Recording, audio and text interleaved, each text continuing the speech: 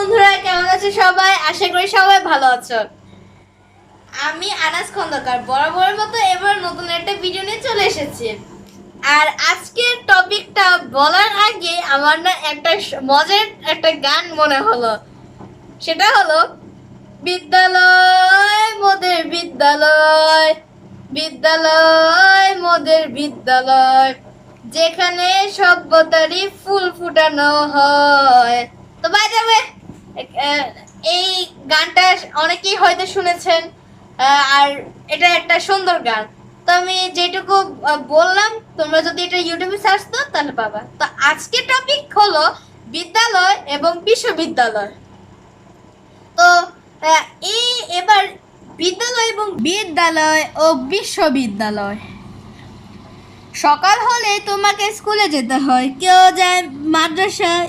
স্কুলে গিয়ে হয়তো তুমি কত কিছু পড়ো, শিক্ষক তোমাকে কত কিছু শেখান। কিন্তু আজ থেকে হাজার বছর আগে পৃথিবীতে এমন স্কুল বা মাদ্রাসা ছিল না।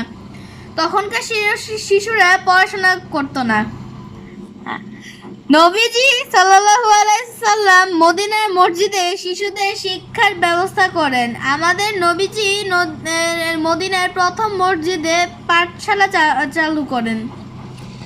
এরপর থেকে মুসলিম সেনাপতিরা যে শহরে জয় করতেন সেখানে একটি স্কুল বা মাদ্রাসা চালু করতেন।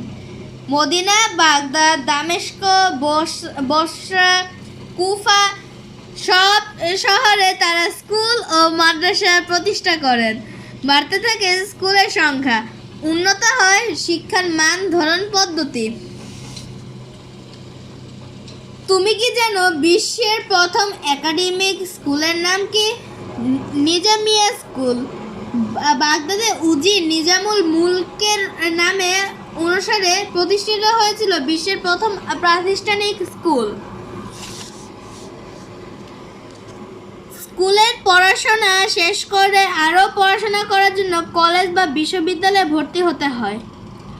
বলতো পৃথিবীর প্রথম বিশ্ববিদ্যালয় প্রতিষ্ঠা করেছিল কারা? মুসলিমরা। চলো মুসলিমদের প্রতিষ্ঠিত কিছু বিশ্ববিদ্যালয়ের নাম জেনে নেওয়া যাক। 732 সালে টিউনিশিয়ায় প্রতিষ্ঠা করা হয় পৃথিবীর প্রথম বিশ্ববিদ্যালয়, যার নাম জায়তুনা বিশ্ববিদ্যালয়। 859 সালে মরক্কোর ফেস শহরে নির্মাণ করা হয় কারাউইন বিশ্ববিদ্যালয়। 1970 সালে মিশরের কায়রোতে প্রতিষ্ঠা করা হয় আল আজহার বিশ্ববিদ্যালয়। 1989 সালে আফ্রিকার মালিতে প্রতিষ্ঠা করা হয় সেনকোরা বিশ্ববিদ্যালয়।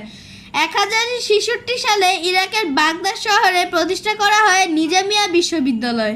তো বন্ধুরা, কেমন লেগেছে স্কুল বা বিশ্ববিদ্যালয়ের গল্পটি? আর তোমাদের যদি এরকম আমার বই পড়াশোনাটা যদি খুবই পছন্দ করো, তাহলে অবশ্যই প্লিজ লাইক, কমেন্ট এবং শেয়ার করতে ভুলবে না। তো সবাই ভালো থাকবে। আল্লাহ হাফেজ।